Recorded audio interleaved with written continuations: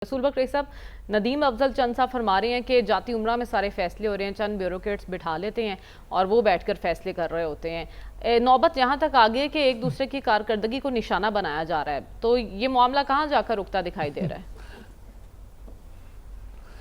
देखिए, एक लिहाज से नदीम अफजल चंद साहब बिल्कुल दुरुस्त फरमा रहे हैं कि हुकूमत में, ख़ानदान में और सियासी जमात की क़ियादत में ज़रा थोड़ा सा फ़र्क रखना चाहिए कि, लेकिन ये भी है कि इस बात का भी चंद साहब को अदराक होगा कि यहाँ पे सियासी जमातें जिनमें कि वो भी काम करते हैं, ये मरूसी सियासी जमातें हैं और ये अवामी वर्कर्स की बुनियाद पे नहीं और अपनी तंजीम के सहारे नहीं बल्कि नौकरशाही के सहारे चलती है।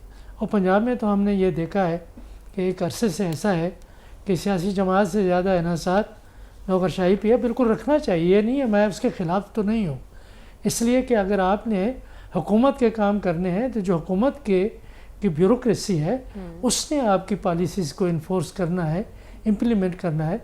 आखिर किसी जगह के ऊपर तो फैसले होते हैं, फैसले पाकिस्तान में पार्लिमान के अंदर नहीं होते, समझौते पार्लिमान के अंदर नहीं होते, कवानीन और आइन में तरमीम ऐवान के अंदर बज़ाहिर तो होती है लेकिन ये फैसले बंद दरवाज़ों में होते हैं। उसको ये जो पाकिस्तान का पॉलिटिकल और सोशल स्ट्रक्चर है, जो लीडरशिप स्ट्रक्चर है, उसको भी हमें समझने की ज़रूरत है। असल मामला कुछ और है, वो ये है मेरे नज़दीक कि आखिर दो सियासी जमातों में एक तारीख़ी मुसाबकत, मुकाबले और सियासी लड़ाई और कशमकश की एक पूरी कहानी है, एक पूरी तारीख़ है, उसका एक पस मंज़र है। अब वो इकट्ठे क्यों है? नज़रियात इकट्ठे नहीं है, सियासी मफाद इकट्ठा है। वो कौन सा सियासी मफाद है जो इनको एक दूसरे के साथ करीब लाया है? वो तीसरी क़ुव्वत का ख़तरा है। जब भी आप देखेंगे कि तीसरी क़ुव्वत का ख़तरा ज़रा ज़ाइल होने को है या हो चुका है, जिसके कि इंतज़ार में है और ख्वाहिश भी है, कोशिश भी है, ख्वाब भी है, जो वो होगा इनके दरमियान में इस किस्म की सियासी लड़ाई में आप इजाफा देखेंगे। अच्छा। क्योंकि ज़ाहिर है कि पीपल्स पार्टी अपना एक मकाम बनाना चाहती है। वो मकाम पंजाब में बनाने के लिए पंजाब की हुकूमत को रगेदना ज़रूरी है कि जायज़ या नाजायज़ आपने तरकीद करनी है, मुखालफत करनी है और ऐसी बातें करनी है जो चंद साहब कह रहे हैं। ज़ाहिर है कि एक सियासी मफाद है पंजाब में अपनी जगह बनाने के लिए। बाकी यह है कि क्यों पड़े हुए हैं इस किस्म की बातों में, क्या करना चाहिए, वो बात पहले हो चुकी कि देखें पंजाब में नागहानी तौर पर अचानक और ऐसे दरियाओं में तो यानी यही है सैलाब आया है जो कई दहाइयों से नहीं आया था। रावी और सतलुज उबल पड़े और अचानक हमारी आबादी और हमारी हुकूमत उस तरीके से तैयार नहीं थी कि जो वार्निंग मिली पंजाब को वो बिल्कुल बर वक्त नहीं थी। मिली ज़रूर लेकिन उस वक्त पानी बहुत आगे आ चुका था। तो यहाँ पे 5 दरिया हैं जो वक्त बहे और उसकी वजह से यहाँ पे तबाही। सिंध को तो काफ़ी वार्निंग मिल चुकी थी, उनको बताया जा चुका था, तैयारी करनी चाहिए थी। देखिए, जो सिंध के और जनूबी पंजाब के कच्चे के इलाके हैं वहाँ पानी हर साल आता है, सैलाब हर साल आते हैं और वहाँ पे जो उसके अंदर आबादियाँ रहती हैं उनको मालूम है, उसका बंदोबस्त अपने तौर पर किया हुआ है या वो मौसमी नकल मकानी करते हैं 1-2 माह के लिए, बाहर आ जाते हैं, पक्के के इलाके में आ जाते हैं, अपने जानवर भी आ जाते हैं। तो नुकसान का अंदाज़ लगाने के लिए भी मुबालगा में से ना पंजाब में काम लेने की ज़रूरत है ना सिंध में लेने की ज़रूरत है। रसूल बख्श साहब, मैं ये जानना चाहती हूँ, एक तरफ पीपल्स पार्टी पंजाब को टारगेट कर रही है, विफाक को मुखातिब कर रही है, दूसरी तरफ देखा जाए तो आलमी सतह पर हम कामयाबियों के झंडे गाड़ रहे हैं। क्या ऐसा महसूस नहीं हो रहा कि पीपल्स पार्टी इनसिक्योर हो रही है इन सबको लेकर? देखिए, जो नुकता आपने उठाया है इसमें वज़न तो ज़रूर है कि इस वक्त जो कामयाबियाँ हैं, चूँकि पीपल्स पार्टी वफाकी हुकूमत का हिस्सा नहीं है तो वो जो सुरखाब का पर लगा है टोपी पे, उसका एक हिस्सा वो अपनी टोपी को नहीं लगा सकते। तो ये तो सहरा ज़ाहिर है कि जो वफाकी हुकूमत जिस पार्टी की है और वो मुस्लिम लीग नून की है, वज़ीर आज़म शहबाज शरीफ साहब की हुकूमत है, तो ये तो उनको ज़ेब देता है कि ये टोपी और ये क्रेडिट वो अपने सर पे लें और वो ले रहे हैं बजा तौर पर। تو اس سے ظاہر ہے کہ تاثر یہ پیدا ہو رہا ہے کہ جو باہر رابطے ہوئے ہیں، سفارتکاری میں کامیابیاں ہوئی ہیں، دورے ہوئے ہیں، دفاعی معاہدہ ہوا ہے، اور جو پذیرائی امریکہ میں ہماری قیادت کو ملی ہے، تو اس سے ظاہر ہے کہ تیسری قوت کو ایک خطرہ ہے.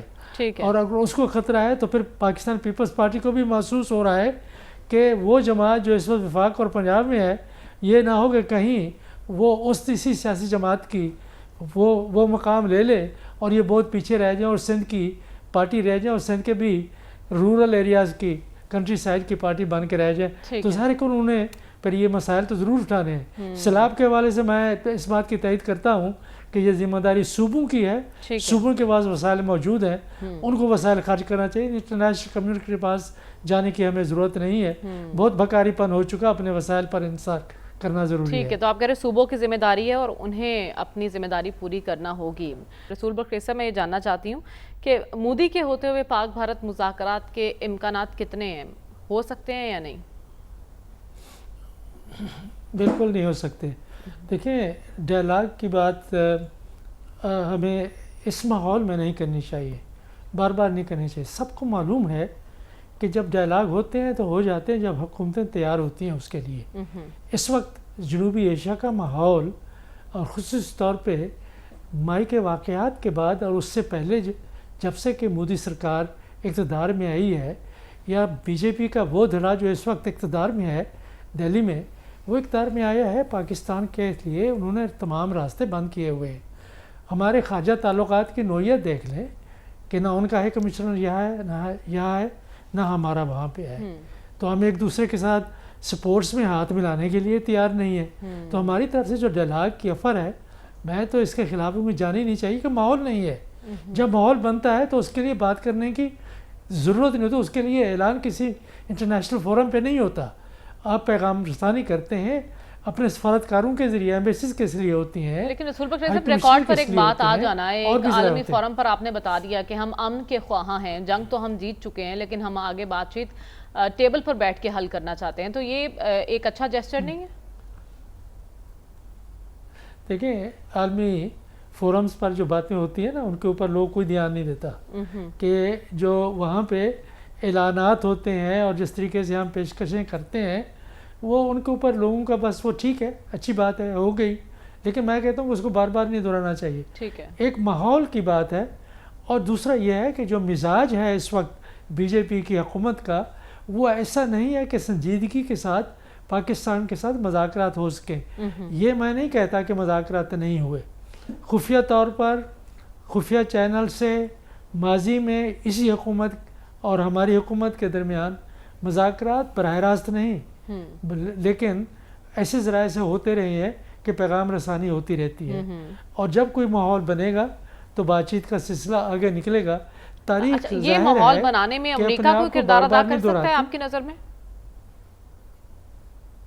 دیکھیں، امریکہ نے ایک ہی دفعہ بھرپور طریقے سے کردار ادا کیا تھا 1962 کے بعد، جب پاکستان بالکل غیر جانبدار رہا تھا بھارت اور چین کی جنگ کے دوران.